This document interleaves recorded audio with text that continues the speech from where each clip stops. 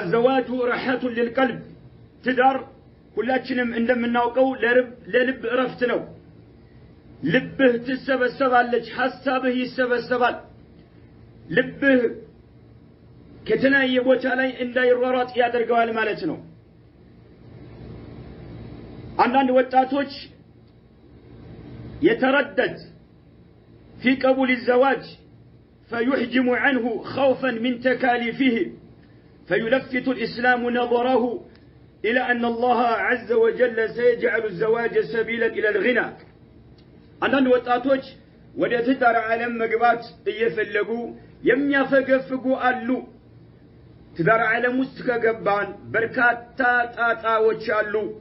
በርካታ ነገሮች አሉ ለንቋቋማቸው የማንችላቸው የሆነ በማለት ብቸኝነትን የሚመርጡ የሆኑ ወጣቶች አሉ አይደለም አላህ Subhanahu Wa Ta'ala زواجን ለሀብት መንገድ አድርጎታል كما قال تعالى وأنكحوا الأيام منكم والصالحين من عبادكم وإمائكم إن يكونوا فقراء يغنيهم الله من فضله والله واسع عليم الله سبحانه وتعالى كما كاكلاتشو بتدار عالم لاي يالهونو سيتوچن بتدار عالم لاي يالهونو وندوچن አጋባቸው ይላል እንዲሁ ደግሞ ከባሪያዎች በስራችሁ የሚገኙ ባሪያዎች ካሉ ደጋጎች የሆኑትን አጋባቸው ይላል አላህ Subhanahu Wa Ta'ala ሊሆች ከሆኑ ገንዘብ ከለላቸው يغنيهم الله من فضله الله ከትርፋቱ ሀብታሞች ያደርጋቸዋል ትዳር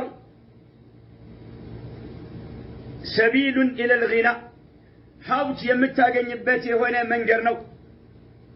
النبي محمد عليه الصلاة والسلام بحديثاتቸው ሶስት ወገኖችን الله سبحانه وتعالى ላግዛቸው الله براسو ላይ ግዴታ አድርጓል ብለው ተናግረዋል ثلاثة حق على الله يعونهم المجاهد في سبيل الله قالوا بኋላ والناكح الذي يريد العفاف ወደ ትዳር ዓለም የገባ ሰው ራሱን ከዝሙት ለመቆጠብ ራሱን ከዝሙት ለመጠበቅ አስቦ ወደ ትዳር ዓለም የገባ ሰው الله عز وجل ሊያግዘው الله ቃል ገብቶለታል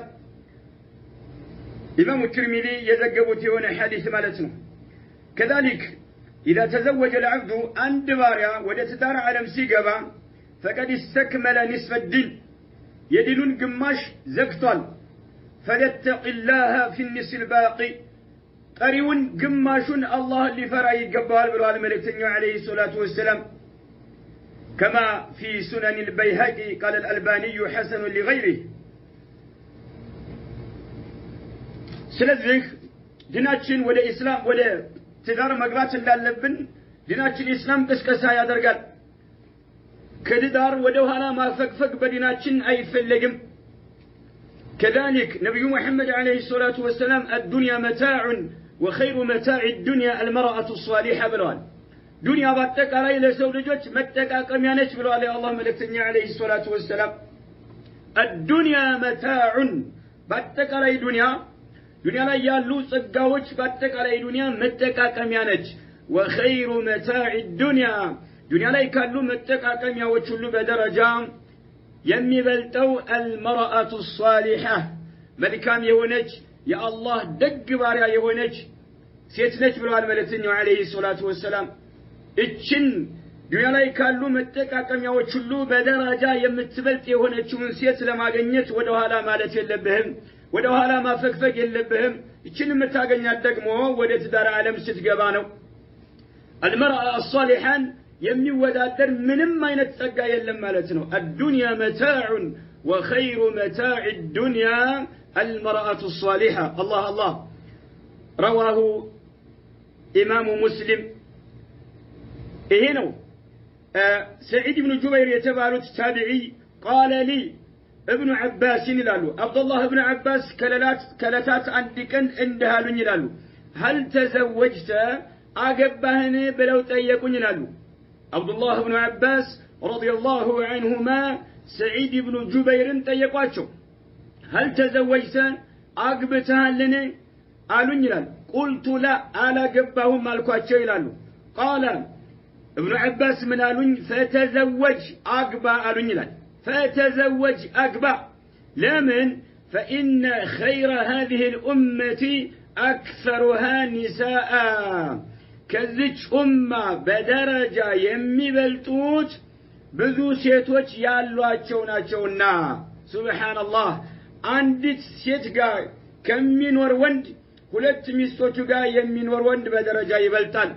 ከሁለት ሚስቶቹ ጋር ከሚኖር ወንድ ከሶስት ሚስቶቹ ጋር የሚኖር ወንድ በደረጃ ይበልጣል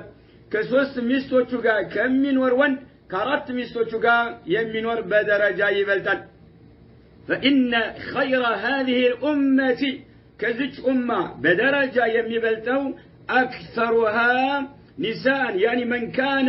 من كان أكثر نساء من غيره مالته إيه إمام البخاري يزقب هنا حديث مالته